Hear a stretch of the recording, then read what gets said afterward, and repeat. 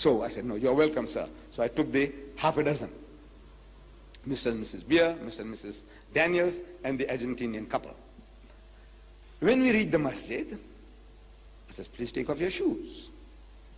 I know it's an inconvenience we are causing the people, but it has to be done. So I said, do you know why you're taking off your shoes, sir? He says, no. I said, you remember when Moses was on Mount Sinai, God spoke to him and he said, draw not nigh hither, put off thy shoes from off thy feet, for the place whereon thou standest is holy ground. Of course, if they were Afrikaners, I would have said, en hy sê, moenie nader kom nie, trek jou skoene van jou voete af, want die plek waar jy opstaan is heilige grond. And if they were Zulus, I would have tell them, wathi ungasondeli lapha, khumule izicathulo zakho ezinyameni zakho, ngokuba indawo umi kuyo ungumhlabathi ongcwele. I tell you, there is no better way of explaining than from his own book of authority.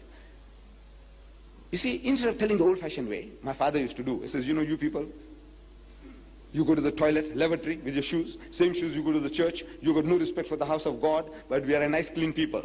Look, it's true. But if you can kill the snake without breaking the stick, why not do that? Show him, this is from your book, sir, and we are honoring those commandments. I said, before we go into pray, we make ablution, wudu, you say abdas.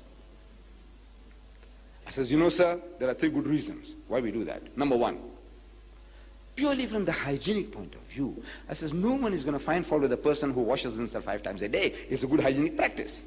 And they all nod their heads. Whether Jews or Christians, they all nod their heads. It's a good hygienic practice. Number 2, I say it serves certain psychological purpose, meaning it prepares the man mentally for prayer.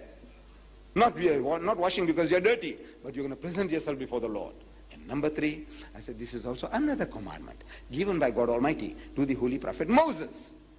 In the book of Exodus, that is the 2nd book of the Bible, it is written, and Moses and Aaron and their sons washed their hands and their feet thereat. When they went into the tent of the congregation, they washed as the Lord commanded Moses. So I said, we Muslims are still fulfilling another biblical commandment. Though we haven't got the label of a Jew, nor yet that of a Christian, yet in all humility we claim that we are more Jewish than the Jews and more Christians than the Christians. In this, that we are trying to follow in the footsteps of the prophets. It went down so beautifully, so beautifully. Went inside the masjid, time for salat, so sit down at the back, made them to sit against the wall, and they watched the Muslim at prayer. And I came and referred to them that everything that we did, including the sujood, was in your book, sir. It is in his book. I says, you remember, you read there, it says, and Abraham fell on his face and prayed to God. I'm quoting from the Old Testament of the Christians. And Abraham fell on his face and prayed to God. And I quote again, and Moses and Aaron fell on their faces and prayed to God. And again, and Joshua fell on his face and prayed to God. When we come to the New Testament, we read that was his last days on earth, Jesus Christ.